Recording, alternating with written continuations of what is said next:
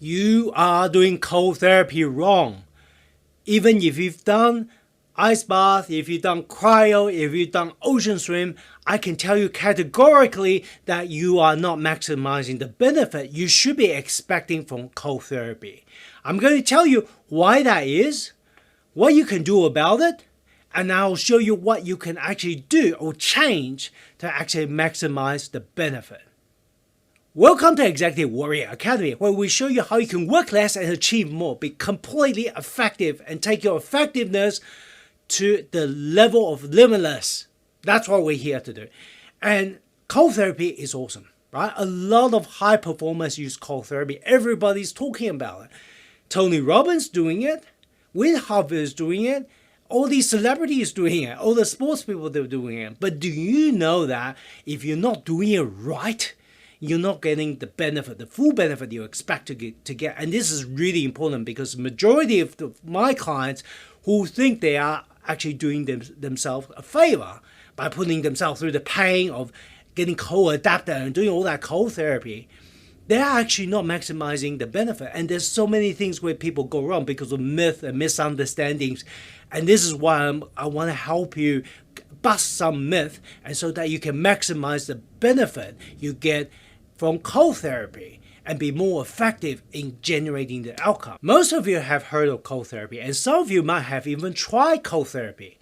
You've been to a spa, you do cryotherapy, you've been to an ice bath, you had a dip, and like a cool bath, you had a dip, you swam in the ocean where its water is very cold. So some of you have experienced it, others have not even started. So you heard of it, but you haven't got started because you thought it was too hard, it's too difficult, it just sounds awful. Like, why would anyone put themselves through those pain? Because there's a host of benefit, right? We know cold is proven scientifically that there's a ton of literature to show that cold is awesome. It improves focus, right? One of the key benefits of cold is focus. The other thing is it improves your mood.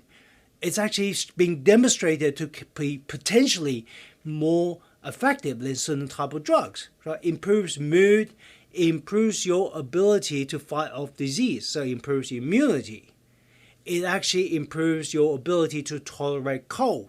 So there's a Scandinavian study of cold water swimmers, which shows that they can tolerate more cold while remaining comfortable. Right? So in winter, you don't need as much clothes, and you're basically tougher overall. It reduces inflammation. So if you have things like autoimmune illnesses or you have cancer, inflammation is a thing. So it's having reduction in inflammation is a good thing. It also burns more fat, right? Those of us who love to have a six-pack, right? We want to reduce fat, and cold help reduces fat. Now, those benefits, I've listed 6 benefits there. Is that enough to get you wanting to try? The problem with cold therapy is that if you do it wrong, you can offset the benefit. You might get a little initial benefit, you thought it was great, and then it just peters off, right? You're not getting the same benefit as you would normally expect. And case in point, you've seen some people who do cold water swim. Now, I want to ask you a question, just be honest here. Maybe you do cold water swims. Do you think they look cut and lean? Do they have six-pack abs? Or have you seen a lot of cold water swimmers and cold dip people who are actually quite fat? Right? So you can be exposed to cold and have all that and actually not burn any fat. Right? So you think, okay, I'm gonna put myself through this ice bath. It's annoying. It's painful. It's uncomfortable. And then you're looking to lose all your fat, and it didn't happen, and you wonder what went wrong. It's because you do not know the mechanism behind all this benefit. So I want to educate you. I want to arm you with knowledge so you can avoid the mistakes of these people. First of all, mental focus, drive, and motivation from cold therapy comes from a boost in dopamine, right? The dopamine some people think, oh, that's the neurotransmitter of addiction. Isn't that bad? Well, it's only bad if it's done wrong. What happens is if you smoke things like crack cocaine, if you take cocaine, you get such a big boost in dopamine, and then you get this big drop, a trough down where you actually go below baseline of your dopamine, and you feel so depressed that you cannot function. You need your next hit. To the point, and then the trend just continues, right? To the point where you become reliant on cocaine to get that high.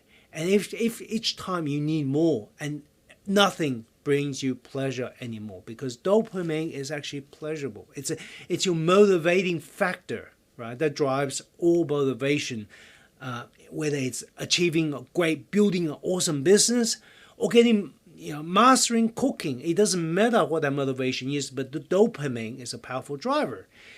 The cold therapy, when you get into the cold, your body gets this shock, right? It's because it's not what you used to, and that drives the dopamine reaction to energize. It also creates a whole bunch of catecholamine, the energizing hormones, and neurotransmitters that actually gives you energy, and you get this big high. But it doesn't give you a big trough. Unlike taking cocaine, it kind of peters out. It actually sustains itself for 2 to 3 hours afterwards, which for geeks like me about science, it's absolutely fascinating that it boosts up a significant amount. I'm talking about 200%, 300%, and then it just slowly it sustains for 2 to 3 hours of ultra motivation. So the benefit that they talk about in terms of increased focus comes from the dopamine hit. The elevating of mood comes from the endorphin, right? The rush, right? Epinephrine, norepinephrine that is generated, it makes you feel energized, it makes you feel positive, it makes you feel like you can conquer the world, right? And that's the key benefit. But also the neurotransmitters and the hormones that's generated, they are anti-inflammatory. So we talk about inflammation. If you suffer from autoimmune diseases or cancer, this is a great way to modulate your inflammation so it doesn't go overboard, right? Because all this, people take cortisone, right? Cortisone is one of the catecholamine. It's one of the hormones that's released. Cortisol, your stress hormone, so-called stress hormone, is anti-inflammatory, right? It's acute stress. You don't want to, stress is not bad. It's actually great for energy. You just don't want it to last too long, so it becomes chronic stress. You need recovery after that.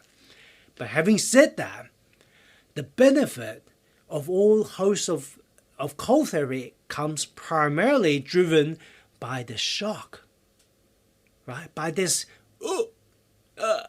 and the shiver, right? This reaction, because you've got your acetylcholine that's being released to trigger your body to shiver. And now, if your goal is to burn fat, that is a good thing. Rather than you do, and this is very typical, if you've been trained, if you've done the cold exposure training, very often you get into the water, you get a shot, and you calm yourself down. And you breathe, and then you stop shivering, and then you stay there.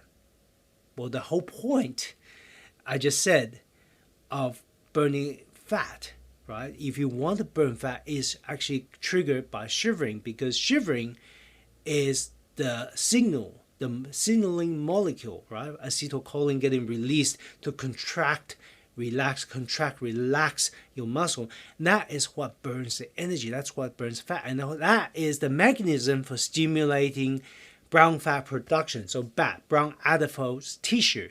That's what stimulates those production. Now, if you go there, you come out, and then you do this, you do that, and you try to stop the shivering, then guess what? You're undermining the gains that you're supposed to get from cold.